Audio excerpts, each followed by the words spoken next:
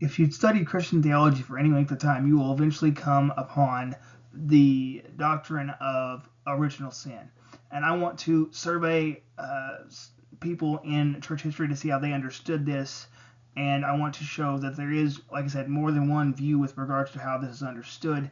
And there is no need to disfellowship with somebody who holds a different view than you on this topic. Now, original sin deals with the nature and effect of Adam and Eve's sin on the rest of humanity. So it ultimately answers the question, how does the fall in Genesis 3 and the sin nature affect the rest of humanity going forward? And, like I said, there's not one view to this. There's actually 6. And I will be referencing heavily Dr. Adam Harwood's systematic theology because he provides a good overview of this.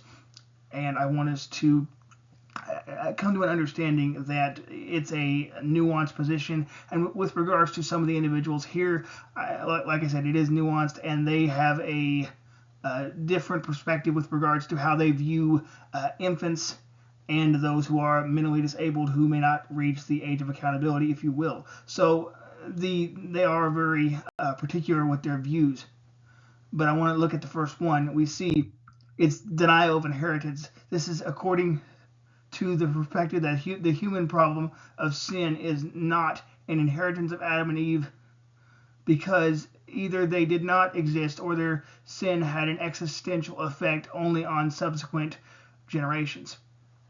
And a prominent one who holds this view would be Karl Barth. I want to continue. I want to look at the next one.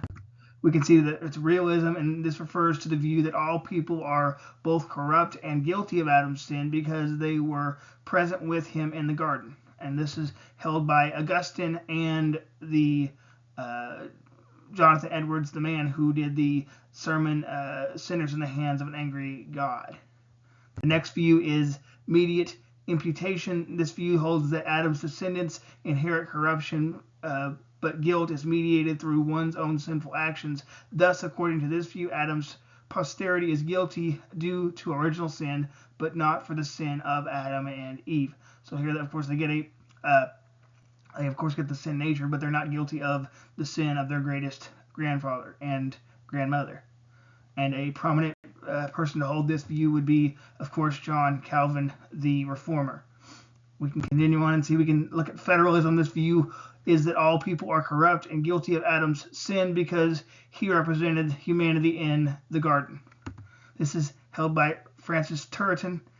And we can look at the next one. We can see it's conditional imputation. This view holds that all people are corrupt and ratify the guilt of Adam when they knowingly commit their first sinful act. This is held by Milner Erickson. And like I said, this man in particular, he holds that of course, the Lord Jesus Christ is not guilty of sin, and that the infants and the mentally disabled are not held culpable for this as well because they don't reach the age of accountability, like I said. So I want to reiterate this again. These are very nuanced positions, and if you want more information, I would, of course, invite you to look at Dr. Harwood's systematic theology. And I want to look at the next one. We can see it's inherited consequence. This view holds that all people inherit the consequences of Adam's sin, such as a corrupt nature of morality and a fallen world. However, people become guilty and fall under God's condemnation due to their own sin alone. This was the Christian position prior to St. Augustine. We can also see that historical theologians are generally agreed that the concept of original sin as people inheriting the guilt of Adam's sin was virtually unknown in the entire Christian tradition until the later writings of Augustine. I want to continue on and see what else we can find here.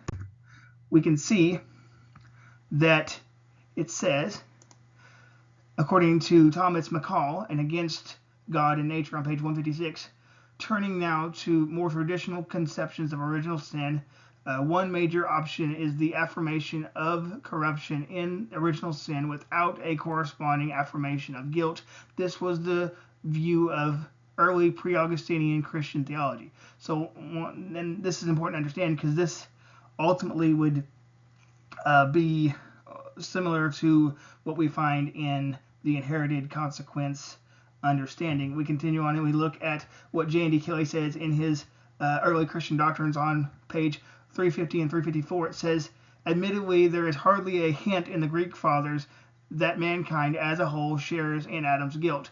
The Latin Western Church held while the corrupting force of sin is transmitted, the guilt attaches to Adam himself, not to us. So once again, this would be consistent with the Christian understanding of inherited consequence, and this was primarily the understanding of the Christian church prior to St. Augustine.